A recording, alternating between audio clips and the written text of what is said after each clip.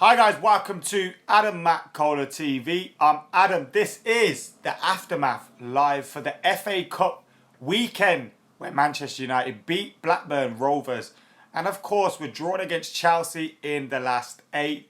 How are you guys doing in the comments? Hassan, Marco, Jovan and Rayan keeping up his 100% record. Sabi, Dewang, Guled. Guys, thank you all for joining me. The numbers are climbing now as well in the live. So thank you all then for joining us. Clinton, I am now off. I was just waiting.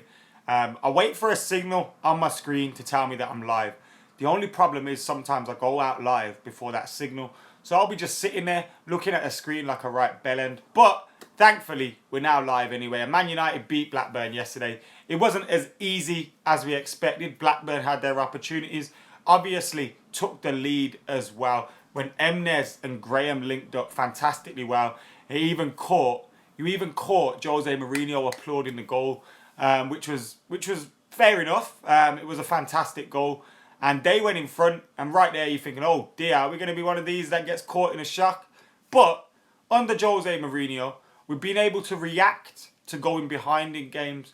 We've been able to keep our composure, keep playing the game, keep playing the football, and we certainly done that yesterday. Got straight back into the game.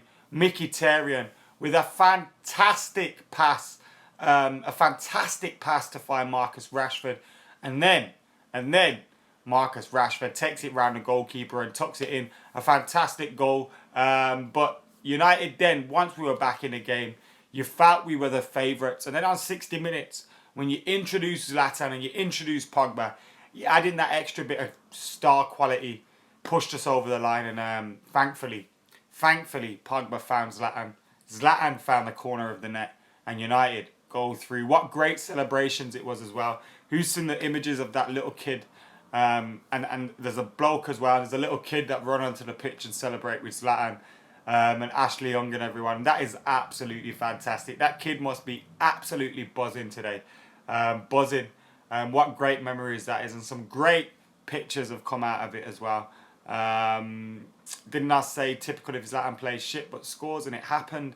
Yes, but if he does that and scores, he didn't play shit when he came on, to be fair. He came on as a substitute and he kind of lifted the levels, but if he scores and plays shit, who cares if he plays shit as long as he's scoring? Jeremy Kyle is on ITV 2+1. Nice one for the update, Jordan. Great to hear that. Robert McPhee says we're going to win the treble. Even if we do win 3 trophies this season, it is not the treble. Let's be honest. We've won the real treble in 1999. And until we win the league, the European Cup and the FA Cup again, we haven't won the treble. It'll just be 3 trophies. Or, as the lad said on the United Road podcast, it'd just be the triple. What did I make of Smalling's performance? Says Chirag. He got pulled out of position for their goal. It was really poor defending by him. Marcus Rojo went with his man. Emnes did fantastically well to lose Marcus Rojo, although you could say Marcus Rojo should have done better. And then Danny Graham, who had made the run. I thought we was talking about our goal then. Danny Graham, who had made the run. Chris Smalling kind of just stood there and looked. And it was annoying that he didn't react to that or didn't see that movement, because you've got to be wary to it, especially after 15, 16 minutes into the game. So Chris Smalling had a poor game yesterday. Maybe he did a few good things in the match as well. But overall, since his return, and especially under Jose Mourinho, Chris Smalling hasn't been performing to the high levels that we come to expect of him under Louis van Gaal. So that is a shame. And obviously, he's fallen below in the pecking order. He's fallen below the pecking order. We've got Bailly, who's probably number 1. Rojo's number 2. Jones is 3rd. Smalling's 4th. Which is worrying. If we do strengthen centre halves, then Chris Smalling has to be worried for his position, especially with Axel Tuanzebe coming through as well. Jose Mourinho has taken a liking to Axel Tuanzebe, so it'd be interesting to see what goes on with those guys. But, excuse me, little bit of wind. There's that mug that you love, by the way. It's a Christmas Cadbury's mug, and it's not plastic, you bellends. Smalling defends like me. Abdullah. I defend well, mate. I defend well. And Rashford is not shit. Get out the comments right now. Get out. Get out. Joel says he likes Smalling. I don't hate Smalling and dislike Smalling. I just think he hasn't been playing well enough this season. He's had 1 or 2 good games recently, but he hasn't been playing well enough. Jovan, I'm seeing plenty of comments. Anuj says, do you think we can beat Chelsea? Yes, I do. I've seen a lot of people reacting to the Chelsea draw with a load of negative. Now, let's be honest, this is the most difficult draw we could have got. The most difficult draw we could have got. Chelsea are the best team in England at the moment. They're top of the league for a reason.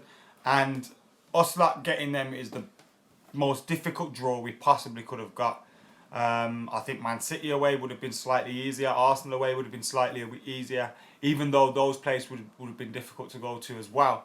But Chelsea away is the difficult draw, most difficult draw that we could have made.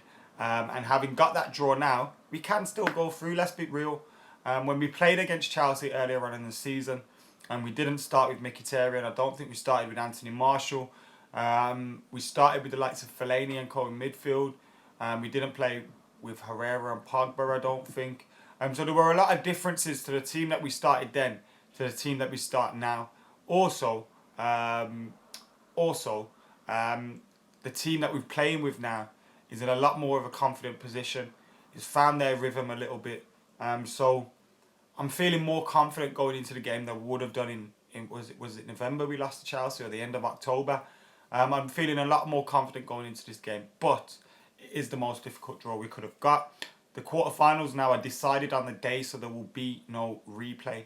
And it got me thinking yesterday. I looked at the calendar. We've got like 6 home league games left. Potentially 3 more in the Europa League. And that's it.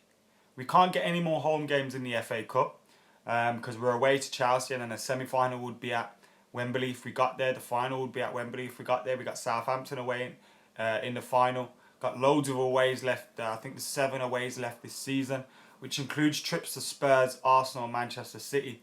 So United have got ourselves now in a fantastic position to go forward and challenge for trophies this season.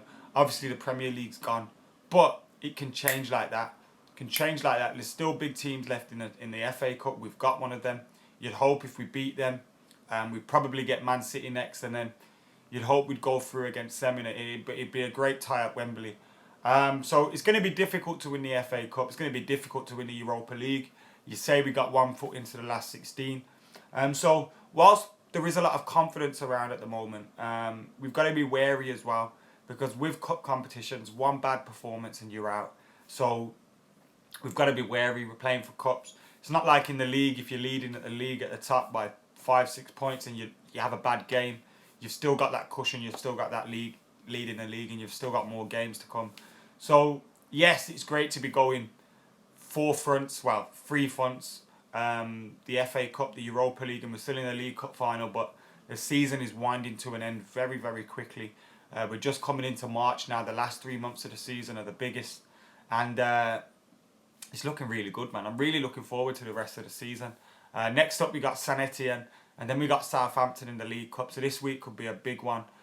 Jay, thank you for liking the video. Everybody else like the video as well. If you're watching this video, hit that like button while you've got the opportunity. I'm not ignoring your comments, Rahul.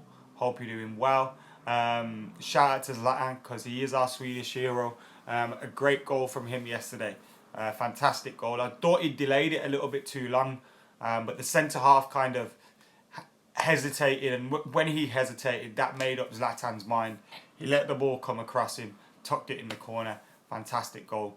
Bob says, have you heard the new Pogba chant? I've seen that clip that's going around on Twitter, but I didn't hear the chant at the game yesterday.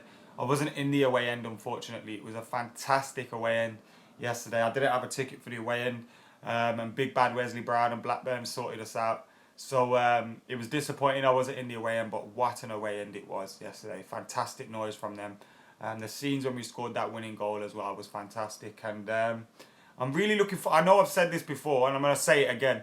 Really looking forward to the rest of the season. And it was a good performance yesterday. Ashley Young. What a performance from Ashley Young. He was nutmegging guys. I know it's against Blackburn, who are in the relegation zone, but he hasn't played for a while, and he was playing at right back, and he got forward fantastically well. It was like he was playing on the wing again. Fantastically played by Ashley Young yesterday. And he was probably the man of the match for Manchester United. Yesterday he did very well. Pogba, when he come on, showed how important he is to us. He settled us down, got us playing our football. Some of the passes that he was putting through were excellent, and then Zlatan got on one. So happy days with that. Verdant, the mug is back. Mandy, how are you doing? Hope you're doing well. Ipswich Town are better than United, says Sam. Sam's been on that hard stuff this morning. Although Ipswich Town, Lawrence is doing fantastically well for them, isn't he? He left United, went there, he's doing well, so fair play to him. Fans were great yesterday. Any idea why the home fans seem quieter than our away fans? Probably because I know there's some away fans that will go to games and won't go to home games. You'll have stewards constantly telling you to sit down in certain areas of the ground, although not where I sit, to be honest. You'll have newcomers that don't know all the songs. You'll have friends that are split up. At away games, when you go to an away game, you'll just go and sit down with your friends anywhere. No one cares about what numbers on your ticket and all that stuff. But at home games, people do. You have stewards and everything. So I think a random various amount of things you've got first time people coming that don't know the songs. You've got friends not sitting together as there's allocated seating. I know there's allocated seating at aways, but that doesn't matter on aways. You've got stewards telling you to sit down, shut up, which is annoying as well in certain parts of the pitch. So there's a lot of reasons why, and some people that go to games, away games, don't go to home games because of some of those reasons. So then the atmosphere is affected as a result. Then when you find games against the likes of Liverpool and co, and even other games as well, when we really need to dig in, the atmosphere will lift itself. And the atmosphere where I sit is generally good every game. The atmosphere in pockets of the ground is generally good every game, but the whole stadium is never bouncing, which is really unfortunate because with the amount of fans we have in there, it'd be nice if we could make a lot of noise as well. The acoustics are crazy at Old Trafford. When the singing section's singing something, from where I sit in the Stretford end, I can't hear what they're singing half the time. And I'm guessing it's the same when we're singing and they can't hear us. So you can't get a song going around the whole stadium a lot of the time. Sutton against Arsenal tonight. I'm looking forward to that one. I do think Arsenal will go through. I think their quality will eventually show through, even if they start a weakened side. But Sutton have done fantastically well to get where they are. And if they can pull off a shock, is Sutton against Lincoln in the next round. And we'll definitely have a non-league team in the semi-finals, which is great. You know what really annoys me, yeah? People talk about the magic of the cup and the magic of the cup and that old cliche. And it is a cliche. But, of course, when you see things like Lincoln winning, that is magic. When you see Sutton getting to where they're getting, that is magic. But when, magic, first of all, doesn't happen all the time. Otherwise, it wouldn't be magic and it wouldn't be amazing. So, you're not supposed to have magic all the time. So otherwise, it's not magic, right? And then, secondly, is things like Marcus Rashford scoring in a quarter-final for Man United, 19-year-old kid that's come up through the ranks. Is that not the magic of the cup? That's magic, right? English talent, just burst on the scene, scoring goals for United, sending us through in the cup when we need him most. Is that not magic? Why is it never magic when it's the bigger clubs? Is it not magic when Jesse Lingard, who came on as a substitute, scores a winner in the latter stages of the cup final extra time for his 10-man Manchester United team? Is that not magic? He's come up through the ranks, scored the winner in the cup final. So it does annoy me when smaller teams do it and then everyone starts saying, the magic of the cup has been reignited. The cup's always magic. That's why I love the FA Cup. Anything can happen in the FA Cup. And I absolutely love it. I'm not down today, Verdant. I'm buzzing. I got a bit of a sore throat. But apart from that, absolutely buzzing. Well rested up from yesterday. Been chilling out today. Not been doing much. Back to work tomorrow. So, yeah, man, I'm chilling. Absolutely fine. Looking forward to what is a big week for Manchester United. A massive week for Manchester United. And, St Etienne. And then Southampton at Wembley. Really looking forward to that Wembley game, obviously, because it's going to be a big one. Hashtag free Timbo, says Jax. Yes, hashtag free Timbo. And be nice to see him play against St Etienne, wouldn't it? I'll be doing a preview for St Etienne as well, probably tomorrow. Should I do that live or should I do that pre-recorded? I don't know. I'll probably do it live, but I'll be doing that tomorrow. We've got over 170 people in the chat at the moment. If you're not subscribed to Adam McKola TV, then hit that subscribe button. If you get an official membership, are you guaranteed home tickets? You're not. You have to apply for some.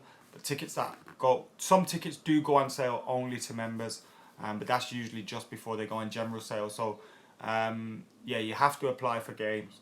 Marshall's performance was good. He just didn't get enough ball played to him, says Gilmore. I agree, he wasn't on the ball much, but when he did do it, he did look a threat. Faded in the second half a little bit, but you know what? We got through, and that's the main thing. Is Statman Dave annoying or Stephen more annoying? Who's more annoying? I've never really thought of Statman Dave as being annoying. Only when he said Roy Keane is a world class. Now, Steve has a habit of annoying me, but he's not a generally annoying person. So Steve is probably the more annoying, but he's not an annoying person. And Statman Dave doesn't really annoy me, apart from when he talks shit about Roy Keane not being world class. Ashley Young has to play again, right? RJTA. He has to play. The way ticket system works that you apply for tickets. So if 9,000 people apply for 1,500 tickets, you got to get lucky. Now, obviously, you have to have had a season ticket for over 3 years. There is a loyalty part as well if you've been going for over 20 odd years or something like that, where you've got a higher chance of getting a ticket. But in general, it's ballot. Do I go to every game? I go to every home game, season ticket.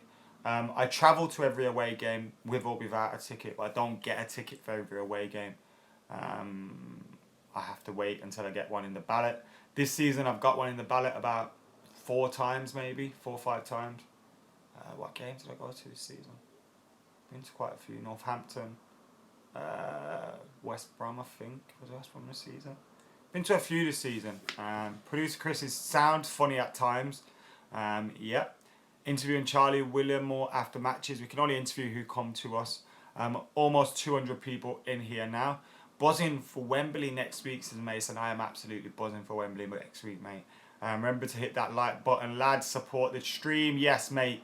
And you guys, make sure you do that. I sit in tier 2 of the Stretford End.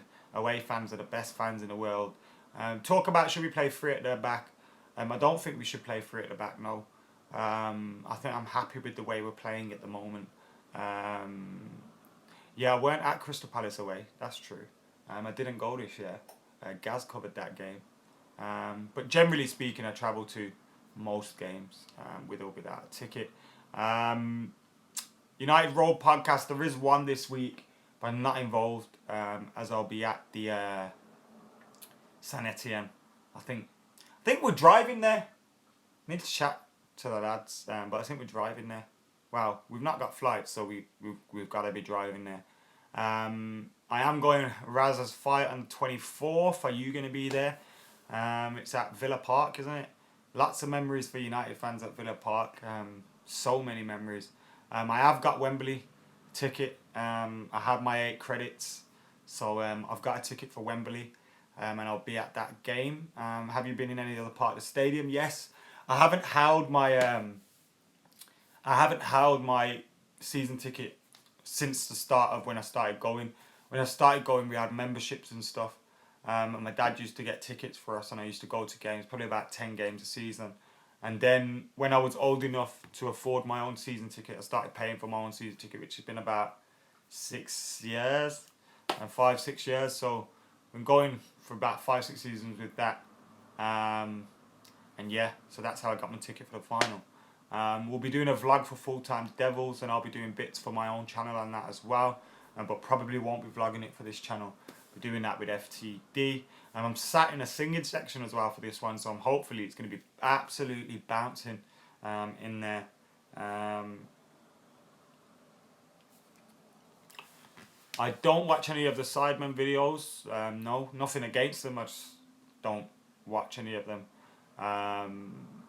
who starts at left back in the cup final. It will probably be Daley Blind. Al Dr. Smoker some cushion. Yes, lad. I think Daley Blind will probably start at left back. Because if you think about it, if Luke Shaw starts against St Etienne, is he going to start in the final after that? Probably not. Marcus Rojo, probably not at left back. So I think he'll go with Daley Blind. He's been happy with Daley Blind recently. He played well the other game, and then he said at the St Etienne game, I can't change my defence because they're playing well. And Daley Blind started, so... Who's the player of the season so far, says Andre. I think it was Andre. These comments are moving quite quick. Player of the season so far has to be Zlatan Ibrahimovic, don't it? Has to be Zlatan Ibrahimovic. I hope Shaw will play on Wednesday, Guled. I don't think he will. I don't know if he will. But I hope he does play on Wednesday. What does Shaw forcing meant to have to do to start a game, says Shiran. Absolutely agree with that one. Who were you guys man of the matches yesterday? You're going to give it to Ashley Young, Zlatan, Mr. Red Devil? Can I go to True Geordie's podcast? If True Geordie wants me, I will get on his podcast.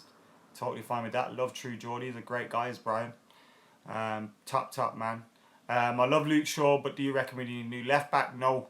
I want to see Luke Shaw given a game. And thankfully, Jose Mourinho has been saying similar things as well. He's been saying that he's going to be here next season, and that is what I love to hear. Do you think Marshall is frozen out of the team? No. Stop reacting to every substitutions decision and things like that. I don't think it's a big deal that he was substituted the other day. Mr. Red Devil, I've answered your question. Who's really underrated in our team? Who's really underrated? I think some people underrate Herrera, some people overrate him. But I think some people underrate Herrera quite a lot. So I'd say Herrera's one of them. I think Daley Blind's a totally underrated footballer. I think he's a fantastic footballer. And it's a shame that he can't nail down a starting spot in the team. Would have been nice to see if he could have got a chance to replace Carrick, but it doesn't look like he will get that opportunity. What else? Underrated. Michael Carrick's been underrated from day dot.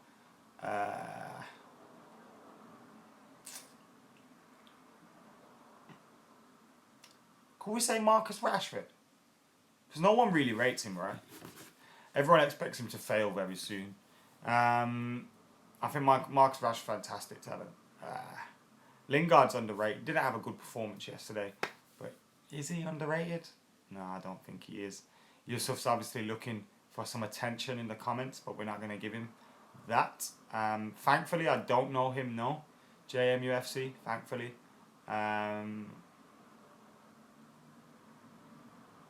Best away stadium I've been to. The Allianz is great. There's a few, you know.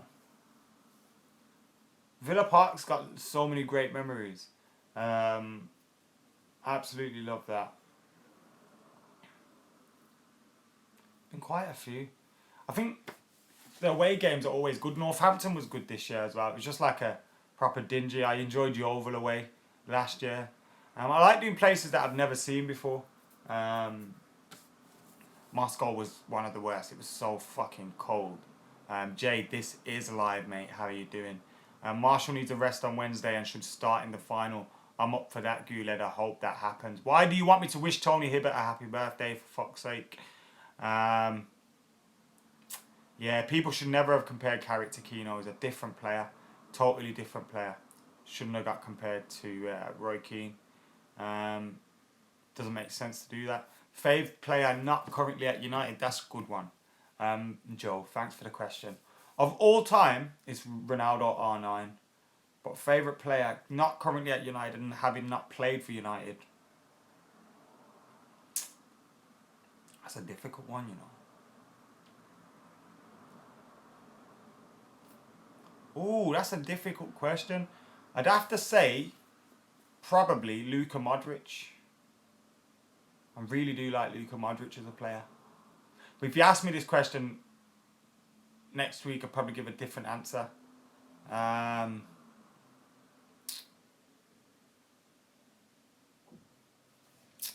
Like the stream, guys.